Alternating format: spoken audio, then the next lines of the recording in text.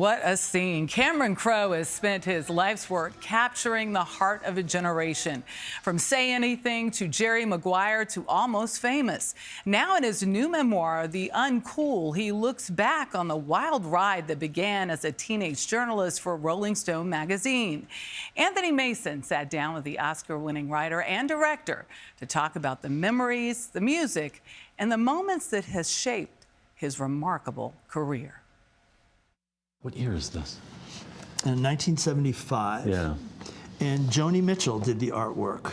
How many cover stories did you write? Do you know? 14 or 15. Wow. My journalism class. Cameron Crowe started writing music reviews for his high school paper in the 70s. Soon, he was writing for Rolling Stone. Oh, Fleetwood Mac? For a 14, 15-year-old kid, you seem on the page to be fearless. I tried to act like I belonged. Sir, I'm a journalist. Here's a copy of the magazine. Not on the list. Crowe dramatized his life as a teenage rock writer in his 2000 film, Almost Famous. It's quite an honor to have the world's greatest rock critic and editor of Cream magazine back home in San Diego for a few days. Lester Bangs. The Doors? You wrote to Lester. I did write to Lester and sent him some of my tear sheets, articles. Yeah. And I remember he wrote back, he had this careless kind of handwriting. It just said Bangs in the upper left-hand corner. What did it mean to get that from Lester Bangs? It was your life kind of drifts into the movie of your life, and you want to perform correctly as yourself in the movie of your life. In Almost Famous, the legendary writer Lester Bangs, played by Philip Seymour Hoffman, gives Crowe's alter ego advice. You know, and you got it on his face, and they're going to tell you everything. But you cannot make friends with the rock stars. You're not in the band. Yeah. You are here to write about them and go now. Do you think being the youngest person in the room in some ways made you less threatening? Absolutely made me less threatening. Yeah. But I was also the audience for their music. Right. The only true currency in this bankrupt world is what you share with someone else when you're uncool.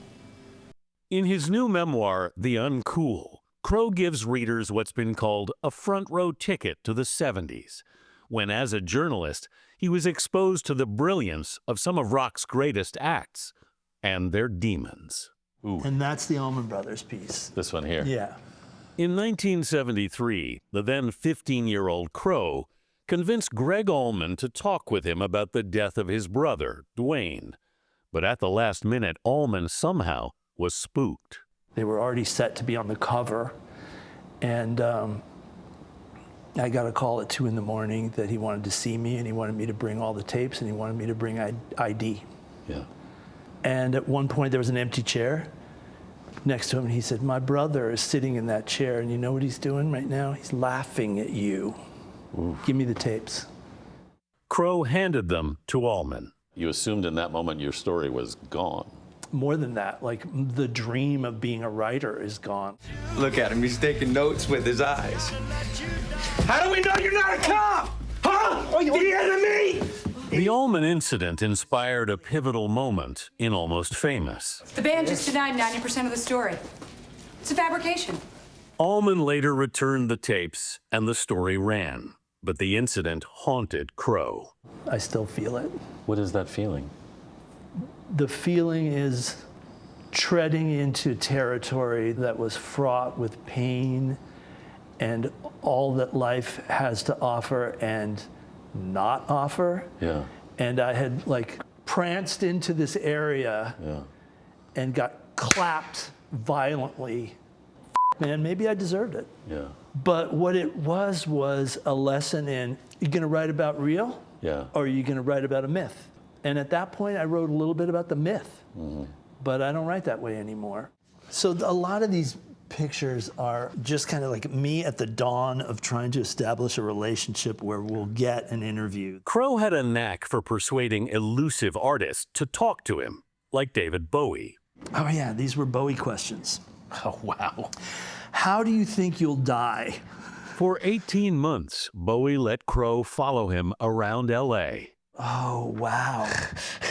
What'd you find? Okay, so this was him doodling while I'm interviewing him. So he's taken this yellow legal pad and started doodling. He gave me like 9 pages of an autobiography that he never finished. Do you still have that? I do. Yeah. I do. And he embossed it and did a wax embossing and just wrote, "Blessed be Bowie." I'm like, how many copies of this are there? 1? Crowe's love of music came from his sister, Cindy. He had another older sister, Kathy. The two of them had music as their bind between the two of them, and they passed it to me. Kathy took her own life when Crowe was just 10. She was essentially the empty chair at the table in the film Almost Famous. Mm-hmm. It's kind of like a little, Easter egg just to myself in a way. Yeah. As a tribute to her. Yeah. No, it's a lovely tribute. I loved it. Thanks, man. I feel like I got to talk to her again. Crowe found another kind of closure in 2015, when 42 years after his incident with Gregg Allman, they finally came face to face again. After the show, he came back, and all that came out after our kind of looks to each other was, I said, "Thank you for Almost Famous." Yeah. And he said, "You're welcome." This last time I saw Gregg. He knew what you meant. He did. And I did the audiobook for this, and I got to that part, and it all came back. Yeah. And I realized how violent it felt at the time, and I started crying. Yeah. And then I realized I understood it fully. Yeah. And all the pieces of my little relationship with Gregg Allman fell into place, and I forgave him more than ever. Wow.